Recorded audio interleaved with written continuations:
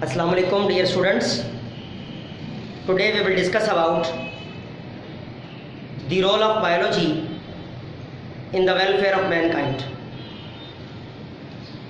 Dear students, in previous classes we have discussed the role of biology in agriculture, in the livestock, fisheries, as well as food and nutrition, especially in dairy technology. Today we will discuss about the role of biology in the health sciences. In the health sciences, जब हम role of biology in the health sciences की बात करते हैं, you know very well, number of infectious diseases are there to mankind as well as to other animals. Especially mankind के हवाले से देखा जाए तो बहुत सारी ऐसी infectious disease हैं, जैसा कि बैक्टीरियल डिजीज, वायरल डिजीज, जो ह्यूमन को सफर कर रही हैं day by day. By the knowledge of biology, we can develop immune system. जब हम डेवलपमेंट ऑफ इम्यून सिस्टम की बात करते हैं तो प्रोसेस यूज किया जाता है immunisation. It is a process or technique. ये वो प्रोसेस है जिसे हम अपनाते हैं for the development of immune system. For what? For development of immunity against infectious disease. What type of disease? Infectious disease. जब हम बात इम्यूनिटी की करते हैं तो इम्यूनिटी एक ऐसी पावर है हमारी बॉडी की जो हमारी बॉडी को अगेंस्ट इन्फेक्शियस डिजीज प्रोटेक्ट करती है. उस कैपेबिलिटी को हम इम्यूनिटी का नाम देते हैं. और इम्यूनिटी बेसिकली देखा जाए तो हमारी बॉडी के अंदर एक ऐसा सिस्टम मौजूद है जो हमारी बॉडी को डिफरेंट इन्फेक्शियस डिजीज के अगेंस्ट प्रोटेक्ट करता है. जब हम कोई भी प्रोसेस अपनाते हैं for the development of immune system, such process said to be immunisation. और इम्यूनाइजेशन प्रोसेस में हम इस्तेमाल करते हैं vaccines are by antibodies.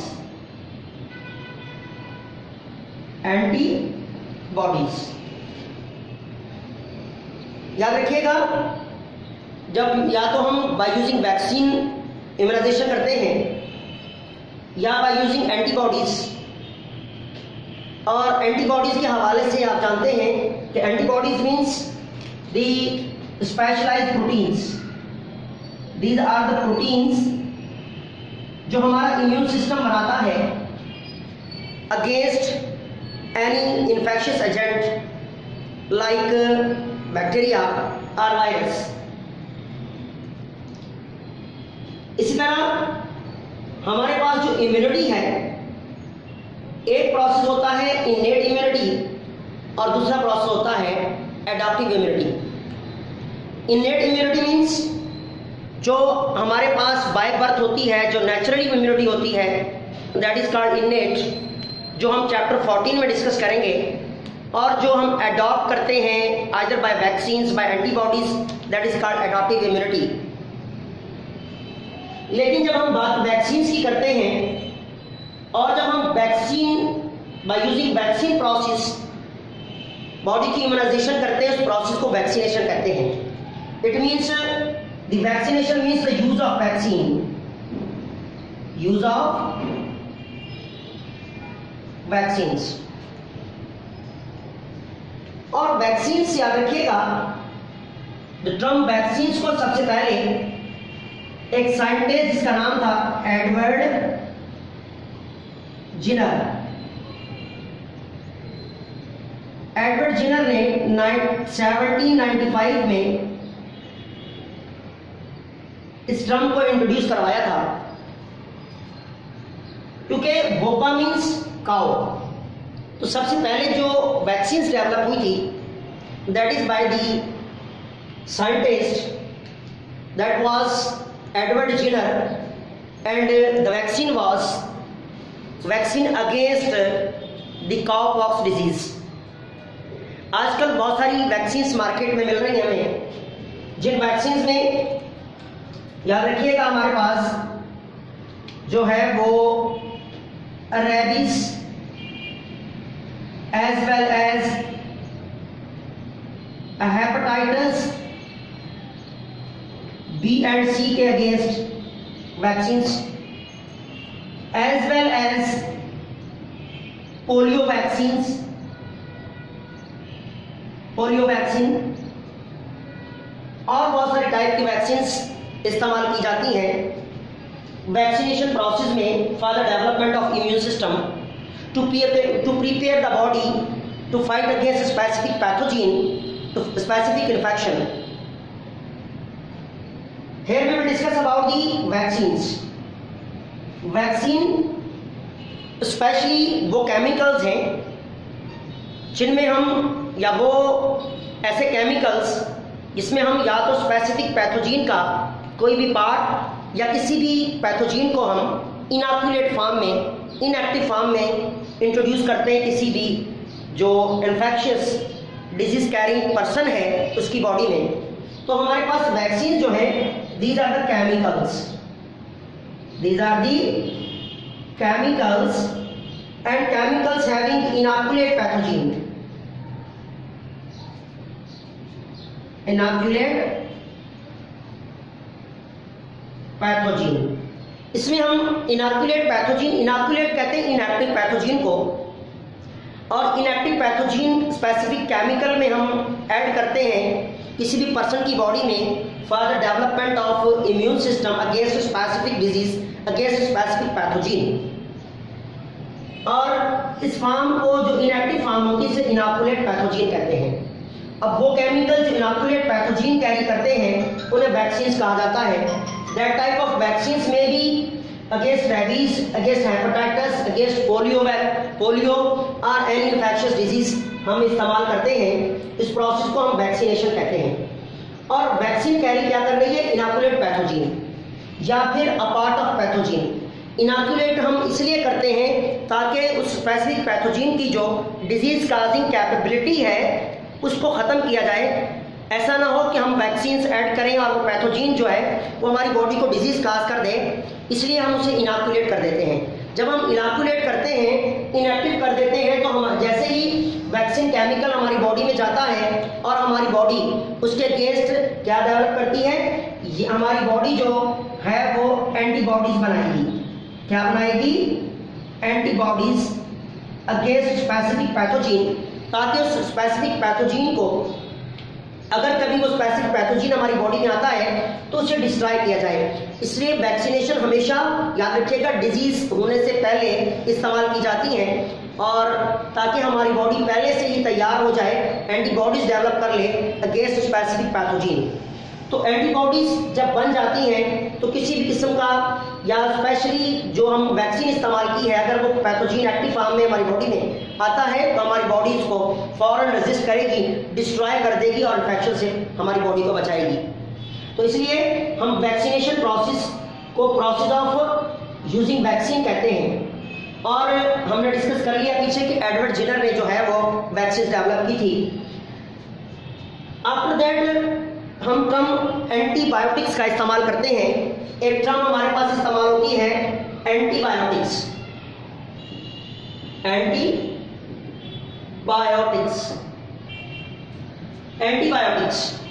Antibiotics ऐसे केमिकल्स हैं, ऐसे केमिकल्स जिन्हें हम इस्तेमाल करते हैं अगेंस्ट एन इन्फेक्शियस डिजीज।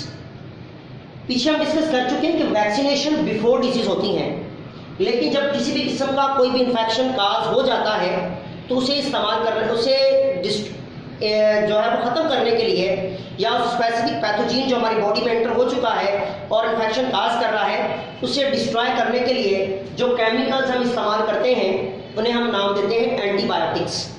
तो सबसे पहले जो टर्म एंटीबायोटिक और एंटीबायोटिक्स पर काम किया था, द साइंटिस्ट वाज फ्लेमिंग। इन 1940 में जो फर्स्ट एंटीबायोटिक डिस्कवर की थी by the Fleming scientist, that was the penicillin.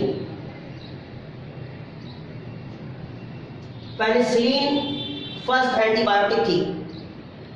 ये दो कोलीग्स थे जिनमें फ्लेमिंग एंड फ्लोरे, जिन्हें नोबेल प्राइज भी मिला आफ्टरवर्ड। और फ्लेमिंग ने जो एंटीबायोटिक फर्स्ट एंटीबायोटिक डिस्कवर की थी that was penicillin. From where? From penicillium notatum, एक फंगस है जिसे एंटीबायोटिक एक्सट्रैक्ट की गई थी। इसी तरह बहुत सारी type of different groups of antibiotics आजकल हमारी मेडिकल साइंस में हमारी इस्तेमाल किए जाते हैं against infectious disease, against bacteria, against any other infectious disease and like viral disease. तो हमारे पास फर्स्ट जो एंटीबायोटिक थी that was penicillin. And antibiotic वो केमिकल सब्सटेंस होते हैं जो किसी भी माइक्रोऑर्गेनिजम्स या किसी भी ऑर्गेनिज्म की बॉडी से लिए जाएं और उसी ऑर्गेनिज्म के अगेंस्ट या किसी अदर ऑर्गेनिज्म के अगेंस्ट इस्तेमाल किए जाएं, उसके इन्फेक्शन को ख़त्म करने के लिए इस्तेमाल किए जाएं। इन ऐसे केमिकल्स को हम नाम देते हैं एंटीबायोटिक्स। तो एंटीबायोटिक्स याद रखिएगा are the chemical substance, these are the specialized chemicals used against infectious disease। कौन सी डिजीज? इन्फेक्शियस डिजीज के against, like tuberculosis, like pneumonia, like and different type of disease के अगेंस्ट जब हम स्पेसिफिक केमिकल्स इस्तेमाल करते हैं, they are used in small amount, यानी इसे हम फ्यू एमजीज में, few hundred of MGs milligrams में इस्तेमाल करते हैं अगेंस्ट स्पेसिफिक डिजीज। और इसे ऑब्टेन फ्रॉम माइक्रो ऑर्गेनिज्म से लिए जाते हैं और इसे इस्तेमाल करते हैं अगेंस्ट इन्फेक्शियस डिजीज, और ऐसे केमिकल्स कहलाते हैं एंटीबायोटिक्स। तो हमारे मेडिकल साइंस में, हमारी हेल्थ साइंसेज के हवाले से देखा जाए तो बहुत सारी इन्फेक्शियस डिजीज होने के बाद जो हम ट्रीटमेंट करते हैं दैट इज एंटीबायोटिक्स। और एंटीबायोटिक को क्लासीफाई किया जाए तो डिफरेंट जनरेशन होती हैं, इसको हम कैटेगराइज करते हैं pharmacologically, first generation, second generation, third generation as well as fourth generation. That is depend upon the nature of pathogen, nature of infection, इसलिए हम इसे क्लासीफाई करते हैं। वो हम फर्दर मेडिकल साइंस में इसको डिस्कस किया जाता है। That is the simple definition of antibiotics and this is the first antibiotic that is penicillin. आजकल हमारी मार्केट में बहुत सारी जो है वो क्लोरोमैक्टिन, नियोमाइसिन, टेट्रासाइक्लिन और डिफरेंट टाइप्स की जो है वो chloroquine as well as the chlorellin, different type की डिजीज के डिफरेंट टाइप की एंटीबायोटिक्स हैं जो हम डिफरेंट डिजीज के अगेंस्ट इस्तेमाल करते हैं। इसी तरह हम हेल्थ साइंसेज में डिजीज ट्रीटमेंट के लिए या we can say that infectious treatment के लिए हम इस्तेमाल करते हैं प्रोसेस को जिसे हम नाम देते हैं कीमोथेरेपी। कीमोथेरेपी याद रखिएगा, कीमो मीन्स स्पेशलाइज्ड केमिकल्स और थेरेपी कहा जाता है ट्रीटमेंट को। जब हम स्पेसिफिक केमिकल्स को इस्तेमाल करते हैं for the treatment of any disease और any abnormalities that is called chemotherapy. Specially याद रखिएगा हमारे पास कैंसर एंड ट्यूमर। इसकी ट्रीटमेंट के लिए जो केमिकल्स हम इस्तेमाल करते हैं, जो chemical we can say that drugs, उन ड्रग्स में एंटी कैंसर केमिकल्स या एंटी कैंसरियस केमिकल्स का इस्तेमाल किया जाता है to treat the cancer cells, for destruction of cancer cells. इस प्रोसेस को हम कीमोथेरेपी कहते हैं। इसे हम किसी भी कैंसरस पार्ट की, कैंसरस टिश्यू की सर्जरी के बाद हम कीमोथेरेपी करते हैं या फिर डायरेक्ट हम कीमोथेरेपी करते हैं ताकि कैंसर सेल्स को डिस्ट्रॉय किया जा सके। और ये केमिकल्स जो बायोकेमिकल सेंसिटाइजेशन एक फैक्ट्री होती है सेल की, उसे जाकर डिस्ट्रॉय करते हैं, जिसकी वजह से वो सेल डिस्ट्रॉय होना शुरू हो जाते हैं और आहिस्ता आहिस्ता जो कैंसरियस पार्ट होता है वो रिकवरी में आना शुरू होता है, वो सेल डिस्ट्रॉय होना शुरू हो जाते हैं। तो कीमोथेरेपी हमारे पास स्पेसिफिक केमिकल्स या ड्रग्स का इस्तेमाल, स्पेशली वो जो एंटी ट्यूमरिक और एंटी कैंसरस केमिकल्स हैं, उसे हम इस्तेमाल करते हैं कैंसर या ट्यूमर के ट्रीटमेंट के लिए, और उस ट्रीटमेंट को हम नाम देते हैं कीमोथेरेपी। देन हम कुछ डिजीज को हम by using radiation, that is called radio therapy. तो रेडियोथेरेपी हमारे पास, याद रखिएगा कि radio means radiations, radio means radiation, और स्पेशली वो रेडिएशन जिसमें हमारे पास X-rays as well as gamma rays का इस्तेमाल किया जाता है। गामा रेज जिन्हें हम इस्तेमाल करते हैं, स्पेशली गामा रेज को इस्तेमाल किया जाता है for the treatment of cancer sales और एनी ट्यूमर सेल्स। इसे हम फॉर एग्जाम्पल, ये हमारे पास एक जो है वो कैंसर टिश्यू है, हम क्या करते हैं इस कैंसर टिश्यू के ऊपर by using specific set of radiations, इसके स्पेसिफिक सेट और स्पेसिफिक वेवलेंथ को मेजर करते हुए हम लोग उन स्पेसिफिक सेल्स के ऊपर जो है वो फॉल करते हैं, जिसकी वजह से क्या होता है कि सेल के अंदर स्पेशली उसका जो डीएनए कंट्रोल सिस्टम है या डीएनए डिस्ट्रक्शन होना शुरू हो जाती है, बायोकेमिकल सेंसिटाइजेशन डिस्टर्ब होती है, एज वेल एज सेल जो है वो डिस्ट्रॉय होना शुरू हो जाते हैं by the radiation, for example by use of gamma rays. जब ये सेल डिस्ट्रॉय होकर छोटे छोटे फ्रैगमेंट्स में चेंज हो जाते हैं by using radiation, these are the cell fragments.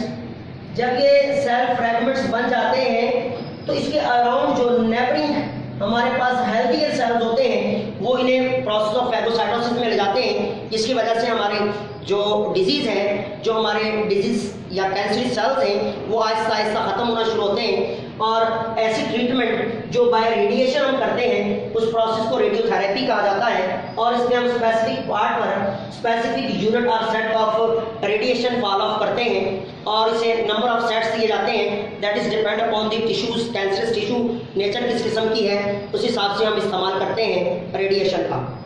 तो हमारे पास इस तरह हमारे पास इम्यूनाइजेशन के हवाले से देखा जाए, वैक्सीनेशन के हवाले से देखा जाए, एंटीबायोटिक्स, कीमोथेरेपी या रेडियोथेरेपी के हवाले से देखा जाए, तो बायोलॉजिकल नॉलेज हमारी वेलफेयर में इस्तेमाल हो रहा है, हमें गाइडलाइंस देता है कि आप हेल्थ साइंसेज में आप किस तरह अपनी जो लाइफ है उसे अगेंस्ट इन्फेक्शियस डिजीज और इन्फेक्शियस डिसऑर्डर आप जो है वो फाइट कर सकती है। आपकी बॉडी किस तरह अपने जो लिविंग स्टैंडर्ड है, अपना लाइफ स्टैंडर्ड है, अपना हेल्थ स्टैंडर्ड है, उसको किस तरह मेंटेन कर सकते हैं। तो ये था हमारे पास थोड़ा सा हेल्थ साइंसेज के हवाले से जो हमने डिस्कस किया, रोल ऑफ बायोलॉजी। इंशाल्लाह नेक्स्ट लेक्चर में हम आगे प्रोसीड करेंगे। ये जो टॉपिक था वो हमारे पास first year biology chapter number 1 से था, role of biology in the welfare of mankind. किसी भी किस्म का क्वेश्चन अगर हो, किसी भी किस्म का क्वेश्चन, तो आप कमेंट बॉक्स में कमेंट कीजिएगा और इंशाल्लाह आपको रिप्लाई दिया जाएगा। नेक्स्ट लेक्चर में मिलेंगे। थैंक्स।